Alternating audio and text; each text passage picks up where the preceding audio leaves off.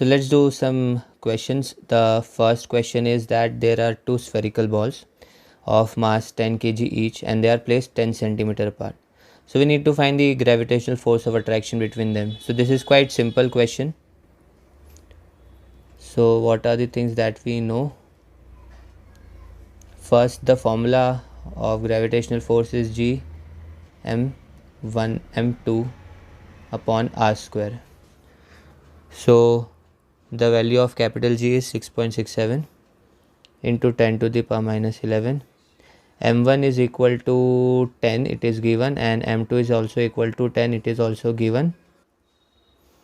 The distance is 0.1 meter. So it will give us 6.67 into 10 to the power minus 7 newtons. So this will be the gravitational force of attraction between the two bodies. In the second question, we have 4 particles having mass m, 2m, 3m and 4m, and they are placed on the corners of a square. So we need to find the gravitational force acting on particle of mass m which is placed at the center. So second one, so the situation is something like this. So there is a square. Let me try to draw a proper square.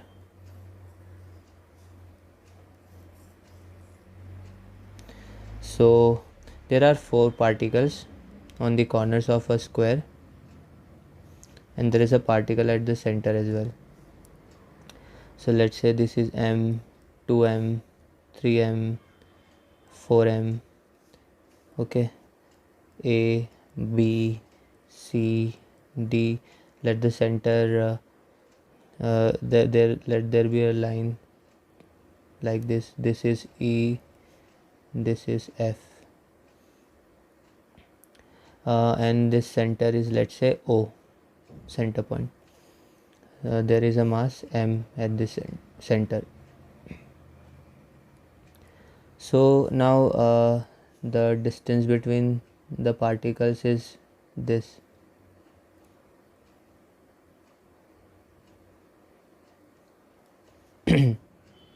So we need to find the force of gravity individually first. So let's say between particle D and particle at the center, we need to find the gravity at the center due to all the other particles. So we will find individually between them, then between them. So first let's say between O and D. So G, mass at D is 4m and at the center is m upon the distance. Now the distance between them, all these lines will be equal to a by root 2. Okay, so the distance is a upon root 2 square. So it will be 8m square into G upon a square, and that this is 4, and that root 2 will become 2, so it will go upstairs, it will get multiplied here, so it will give us 8.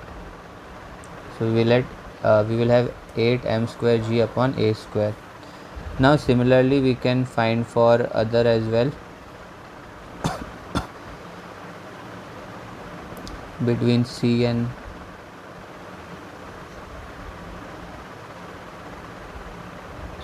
this is actually 3.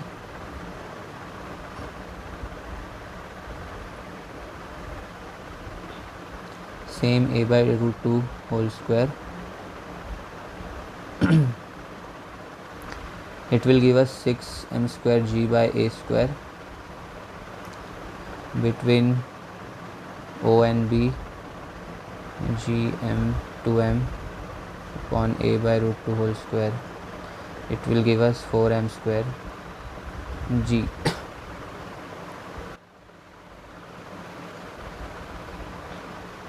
Next, between O and A, so G m Same thing, a by root 2 whole square. So it will give us 2gm square upon a square. So now we need to find the resultant. So remember, what is the direction of the forces? So one force is here, one is here, one is like this, and one is like this. So this is FOB, this is FOC, this is FOD, this is FOA. So they are all in different directions. So we need to find the resultant. So now first we will take the individual components. So let me write it in here only. So this it has two components, this one has two components, this one has two components, this force has two components. So one resultant is FOF root 64 gm square upon a square whole square plus 36. Let me write inside the square only, 8 6 gm square a square whole square. So it will give you 10 gm square upon a square. Similarly in OE direction, okay, this was in this direction. Now in OE direction, we have again two components, 8 gm square upon a square and 4 gm square upon a square whole square. This will give us 2 root 5 gm square over a square. So the net resultant force will be F equal to root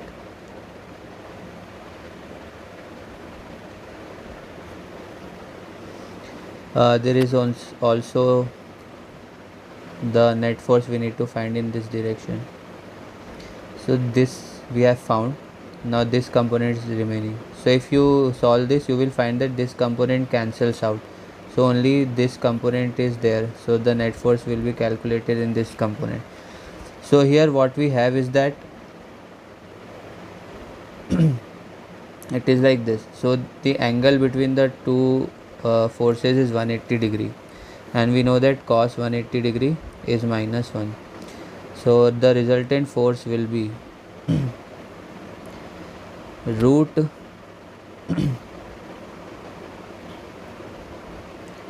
10 gm square upon a square whole square plus 2 root 5 gm square a square whole square plus 2 f1 f2 cos theta. So because we have cos 180, minus will be there. So minus 2 gm square a square into 10 and 2 root 5 will also be there. Let me shift it a little.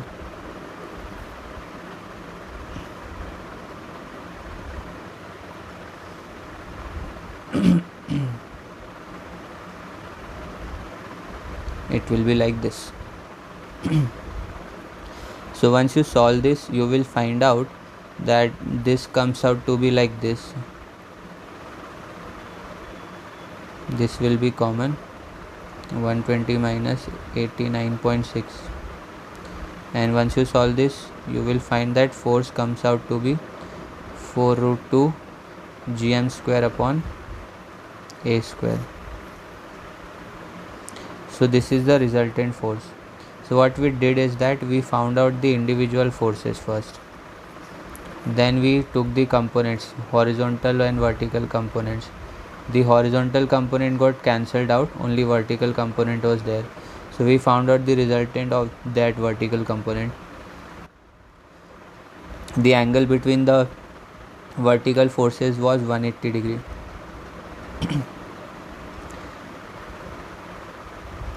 Now in the third question we have three equal masses of M and they are placed at three corners of equilateral triangle of side A. We need to find the force exerted by the system on another particle of mass M placed at the midpoint of a side of one side or at the center of the triangle. So let's first draw. So what the situation is that first situation is, let's say we have an equilateral triangle. This is the second situation. So we have three particles on the vertex.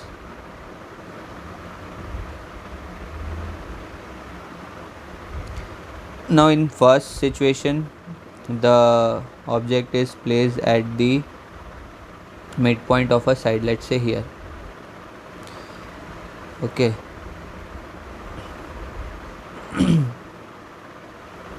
And let me call this ABC. And in the second situation the object or the mass is placed at the center of the triangle. Let us call this point O and this point O as well. So it will be like this. This is second situation.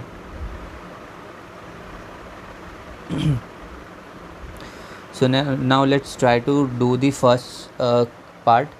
So if M is placed at midpoint of one of the sides, so first we will find the individual forces due to A, B and C on the mass M. So first due to A, it will be gm square upon A square. Again this is quite simple because this is A by 2. So just put the value A by 2 whole square. This distance is root 3 by 2 into A. You can easily find it using the Pythagoras theorem. The direction is OA, okay, in this direction.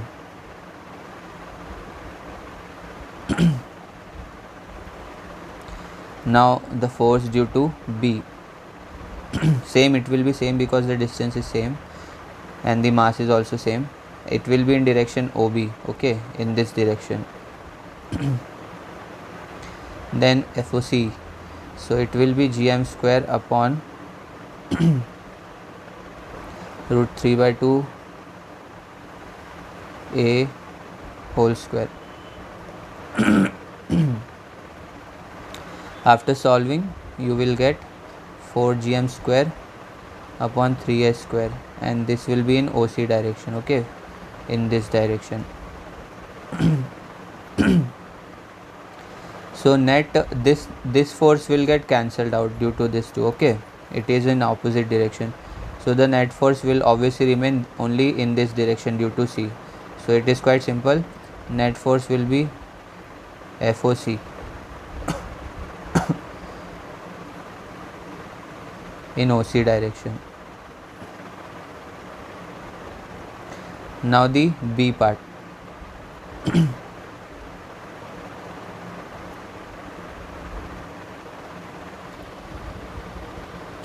For the B part we need this distance.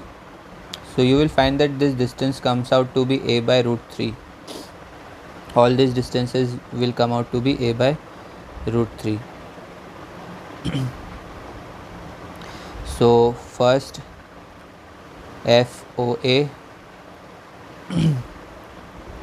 gm square A by root 3 whole square, it will give us 3 gm square upon A square. Similarly FOB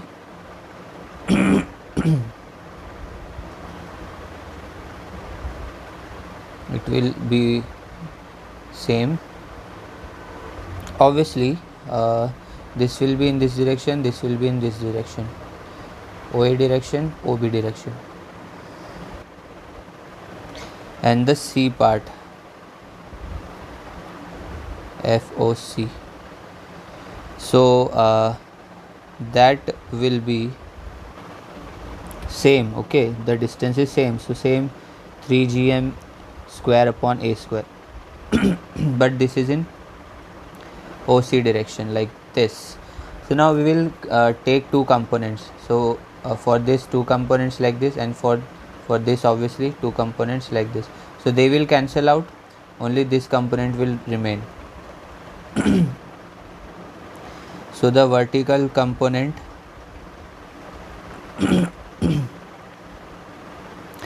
of A and B will be twice of 3gm square upon a square whole square minus twice 3gm square over a square into 1 by 2. So this will come out to be 3gm square over a square. So now if you notice, we have two forces. One force is OC, which is upward, which is 3gm square a upon a square, and one force is downward due to A and B, which is gm square upon a square.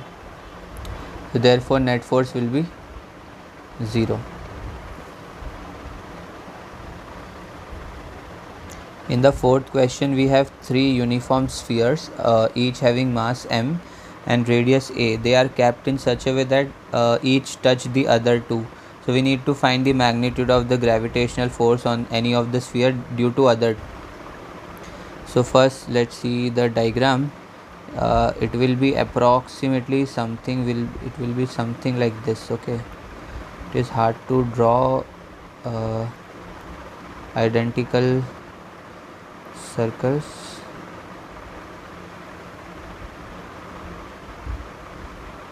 Something like this. These are the centers. So let's join the centers. A, B and C. So obviously what will be the distances? So let's say this is R, so this will also be R. So you understand this will be 2R, this will be 2R. Okay. So let's try to find the force on this X sphere due to other two.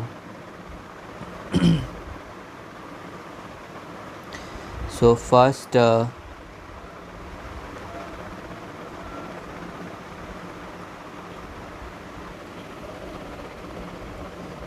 or let's take the lower one for the symmetry. So let's take this sphere. Okay, so now what will be the force of gravity? So let's first try to find due to B. It will be gm square upon 4a square cos 60 I cap minus gm square upon 4a square sin 60 j cap. Now how? Again quite simple. So this is what we are talking about. So here we have two components. So first of all, let's say this is 60. Okay, so we have one cos component and one sine component. So the sine component is this and this is the cos component. So we have taken I cap and j cap for that. You can solve it directly also without taking this. Okay, it will be similar. Now similarly for A, it will be minus gm square upon 4a square cos 60 I cap minus gm square upon 4a square sin 60 j cap.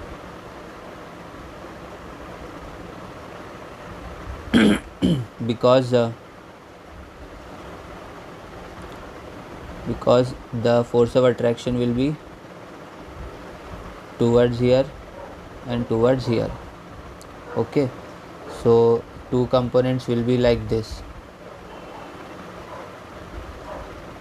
Okay, 60 degree. So cos component, this is in positive direction, sine component, So we will have two components. Okay.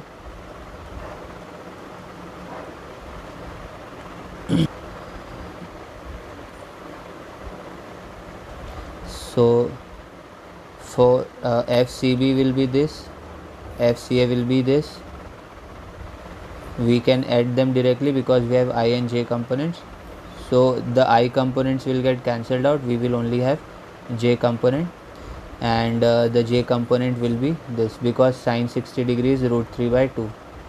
So the resultant force will be in the minus J direction, that is minus Y direction.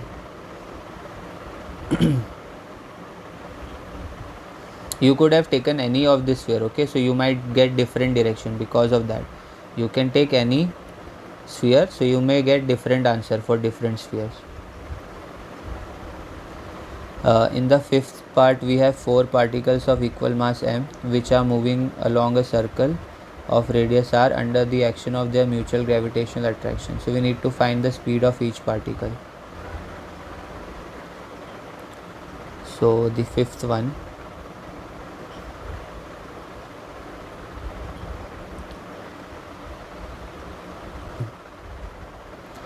so the scenario is something like this.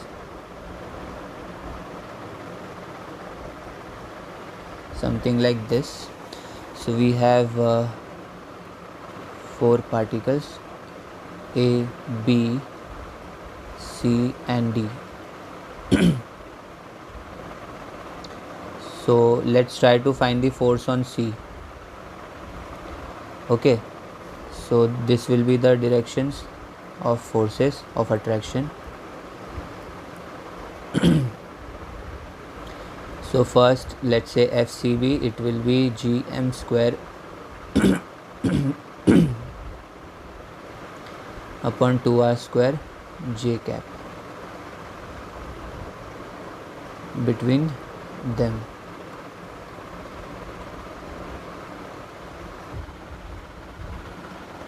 Oh, it should be whole square. So let's directly write 4R square.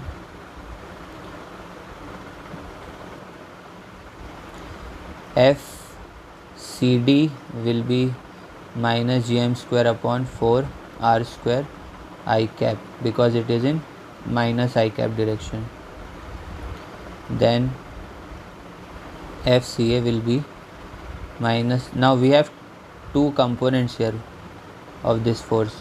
One is this component and one is this component.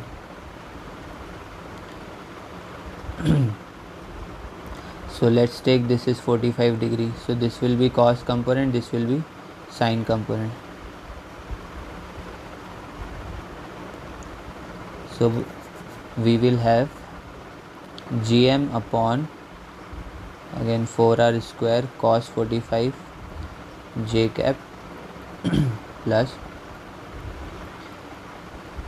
sine 45. Oh sorry, this is I cap, this is I cap. So let's take this angle 45. So this will be our I cap cos theta component cos 45, and this will be sine 45 component, which will be in J cap direction. So I component is negative and J component is positive.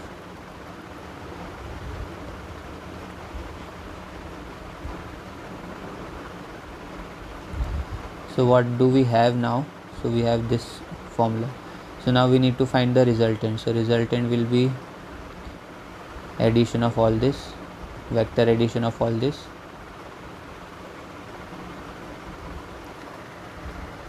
which will give us minus GM square upon 4R square 2 plus 1 by root 2 I cap plus GM square upon 4R square 2 plus 1 by root 2 J cap.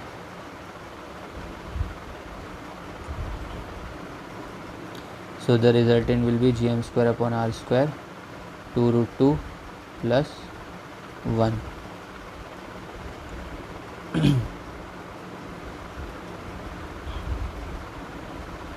Now for moving in a circle, we know that force is equal to mv square by r. So this force will get equated mv square by r. So this will get cancelled out. From here we will find the velocity. The velocity will come out to be, after simplification, root gm over r 2 root 2 plus 1 over 4. So this will be the final velocity. In the sixth question, we have been asked to find the acceleration due to gravity of moon at a point 1000 km above from moon surface, and the mass and radius of moon are given. So sixth one, so the formula that we will use for g will be gm upon r plus h whole square. So 6.67 into 10 to the power minus 11, mass is 7.4 into 10 to the power 22 kg upon 1740 is the radius, and height is 1000 into 10 to the power 6, because we want it in meters. Okay, so after solving this, you will get 49.358 into 10 to the power 11 upon 2740 into 2740 into 10 to the power 6. After further simplification, you will find that g is equal to 65.8 into 10 to the power minus 2, which is 0.65 meter per second square. So this will be the acceleration due to gravity on the moon at height 1000 km above from the surface. In the seventh question, we have two small bodies of mass 10 kg and 20 kg, and they are kept at distance 1 meter and then released. So assuming that they have gravitational force between them, so we need to find the speed of the particle when the separation decreased to 0.5 meter. So the seventh one, so initially the linear momentum, let's talk about linear momentum. So initial linear momentum will be 0 because both are at rest. Now because the gravitational force is internal force, so the linear momentum will be conserved. So the final linear momentum will also be, total final linear momentum will also be 0. So 10 kg v1 minus 20 kg v2 will be equal to 0. They will be equal. So v1 will come out to be 2v2. Now since potential energy is conserved, so using the conservation of potential energy, we know that initial potential energy is equal to the formula for potential energy, by the way, is minus gm over r. So 6.67 into 10 to the power minus 11 into 10 into,